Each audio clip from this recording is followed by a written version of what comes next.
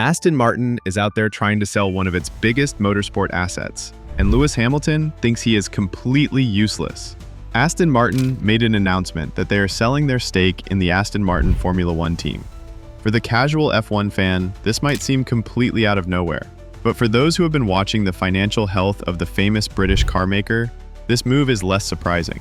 The brand has been struggling with declining revenues, mounting costs, and pressure from new trade tariffs. Keeping a stake in a Formula 1 team is a luxury they can no longer afford. Yet in a twist that only F1's business world could produce, the team will continue to run under the Aston Martin name, even after the manufacturer itself pulls its money out.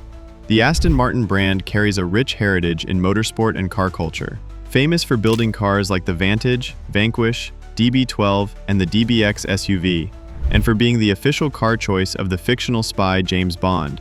The company has always presented itself as the definition of British luxury performance. But behind the glamour, the business has been in serious trouble.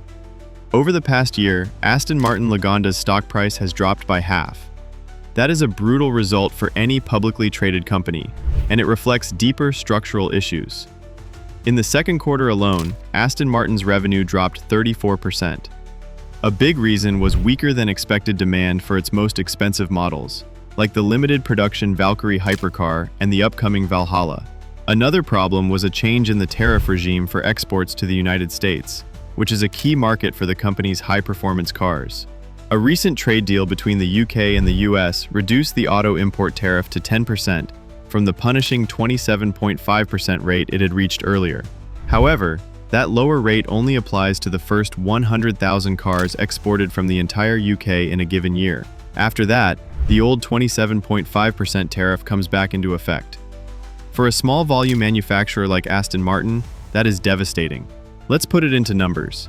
Imagine a US customer is considering buying an Aston Martin priced at $100,000. Under the higher tariff, that car suddenly costs $127,500. Aston Martin does not directly pay that tax, but for luxury cars, perception and value are everything. If the buyer believes they are getting less value for money, they may choose a competitor. The team is controlled by Canadian billionaire Lawrence Stroll and his investor group, which also owns a third of Aston Martin's car-making business. Stroll's involvement makes this situation more complex. His group saved the old Racing Point F1 team in 2018, rebranded it to Aston Martin in 2021, and has poured money into its facilities and personnel. Under their arrangement, the team will continue to be called Aston Martin even after the manufacturer sells its stake. This means Aston Martin will still be Aston Martin on the grid, even though the actual Aston Martin Lagonda company will no longer be involved financially. It is one of those quirky situations only Formula One's tangled web of sponsorships and ownership can produce. The financial numbers behind this sale are eye-opening. The 4.6% stake is being sold for $146 million. That means the Aston Martin F1 team is valued at around $3.2 billion in total. To understand how dramatic that is, consider that just a year ago, deals with HPS Investment Partners and Arctos Partners valued the team at $2.4 billion. In 2023, a partial sale to Arctos Partners valued it at $1.3 billion. That means in only 2 years, the team's estimated value has risen by 246%. Go back even further, and the story gets even more remarkable. In 2018, when Lawrence Stroll bought the team then known as Racing Point, he paid $117 million for the whole thing. If we compare that to the current $3.2 billion valuation, the return on paper is about 2,735% over 7 years. Of course, Stroll has invested heavily since then. The brand new Silverstone team headquarters cost at least $200 million. He has also upgraded the staff, invested in technology, and built a long-term partnership with Honda to supply engines starting in 2026. For all the off-track value growth, the 2024 season has been underwhelming for Aston Martin's F1 results. In 2023, they started the season strong, regularly competing for podiums, but their form declined sharply as the year went on. This year, they have been stuck in the midfield battle and currently sit 8th in the Constructors' Championship. At the Belgian Grand Prix at Spa-Francorchamps, Fernando Alonso finished 18th and Lance Stroll finished 14th. Even after making changes to suit wet conditions in practice, Alonso dismissed the weather as a reason for their poor pace. He noted they were about half a second too slow, including the arrival of Honda as Aston Martin's official engine supplier. The Canadian billionaire's massive investment in the Silverstone Technology Campus will also start paying off, as will their recruitment of top engineering talent. There are high expectations for 2026, but that still leaves questions about 2025 and the driver lineup. Alonso and Stroll are both under contract, meaning reserve driver Felipe Drugovich is once again on the sidelines unless something changes. Interestingly, Aston Martin recently announced several new sponsorship deals, one of which specifically highlighted Drugovich as an F1 driver. This has fueled speculation that he might land a race seat with Cadillac's new F1 program, especially since Cadillac has not yet announced its full driver lineup for 2026. Another young driver in the Aston Martin orbit is Jack Crawford, an American racing in Formula 2. Currently sitting third in the F2 standings, just 9 points off the lead, Crawford is pushing for a full-time F1 seat. If he wins the F2 title, it would give Cadillac or another team a strong reason to put him in a race seat. Cadillac has stated that having an American driver would be attractive for marketing purposes, but only if they are good enough on merit. Crawford himself has said that his future depends heavily on his F2 results this year, and that his team is exploring options across the grid, whether with Cadillac, Aston Martin, or elsewhere. While the sale of Aston Martin's stake in the team is clearly driven by financial necessity, it is not a sign of the F1 program collapsing. Thanks to Stroll's deep involvement in the branding agreement, fans will still see the green Aston Martin cars racing. The team's value growth also shows the enormous investor interest in Formula One right now. Liberty Media's stewardship of the sport has expanded its audience worldwide, especially in the United States, and that has made team ownership a more lucrative asset than ever.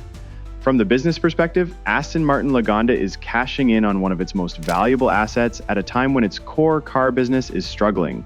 From the sporting perspective, the team continues to be in stable hands and is pushing for long-term success under new regulations. If everything goes according to plan, the payoff could be huge, both for Lawrence Stroll's investment group and for fans who want to see Aston Martin fighting at the front of the grid again. For now, though, the reality is that the manufacturer's financial situation remains fragile. The 34% drop in quarterly revenue, the pressure from US tariffs, and declining stock value are all significant hurdles. Selling their stake in the F1 team for $146 million will help provide some breathing room, but it is not a permanent fix. They still need to boost sales of core models, manage supply chain issues, and compete in an increasingly crowded luxury car market. But now let's see what James Vowles has to say about the upcoming 2026 Formula One changes, and why he believes there is still time to make things easier for the drivers. The Williams team principal has been quite open about the fact that these new regulations are not a small tweak, but rather one of the biggest overhauls in modern F1 history. In 2026, both the chassis and the power unit will be new. The power unit itself will have a much larger share of electric energy, almost a 50-50 balance with the internal combustion engine. This is a massive jump from the current generation of cars, and will completely change how drivers handle a race. According to Vowles, this change will put much more importance on energy management over an entire lap. Drivers will have to constantly monitor and adjust how they use electric power versus the combustion engine. In current cars, there is already some level of battery deployment strategy, but in 2026, this will be far more complex and constant. It will not be just about hitting the right braking point or turning in at the perfect moment. Drivers will also have to think about when to deploy power, when to save it, and how to maximize their speed across different parts of the track. Some early tests in simulators have already given drivers a taste of what is coming. These tests, often run on driver-in-the-loop simulators, show that the new cars are very different to drive compared to what they are used to now. The feedback from some drivers has been clear that the mental workload is higher than ever. Charles Leclerc from Ferrari has been one of the more vocal critics after trying an early version in the simulator. He found it complicated and not very enjoyable.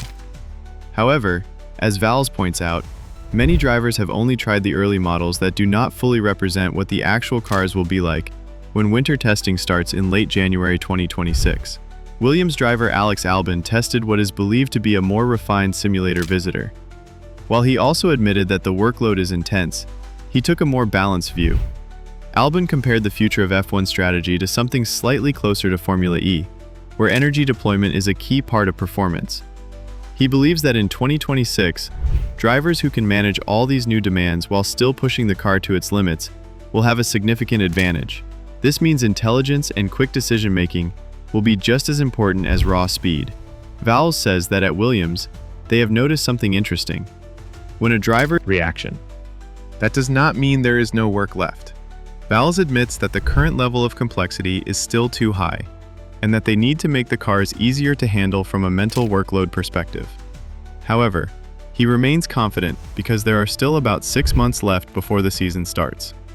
This gives teams and the FIA time to refine the systems and find ways to reduce the unnecessary complexity while keeping the challenge intact. Another interesting point from Vowles is that he is not worried about overtaking becoming more difficult.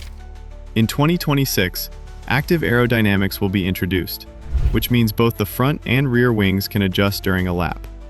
The current DRS system will be replaced by something called manual override mode, which will work as a power-based overtaking tool. Some people fear that this might make passing harder, but Vowles thinks it could do the opposite. Finally, Lewis Hamilton's move to Ferrari has turned out to be far more difficult than many people expected. Since the start of the 2025 season, Hamilton's results have been mixed.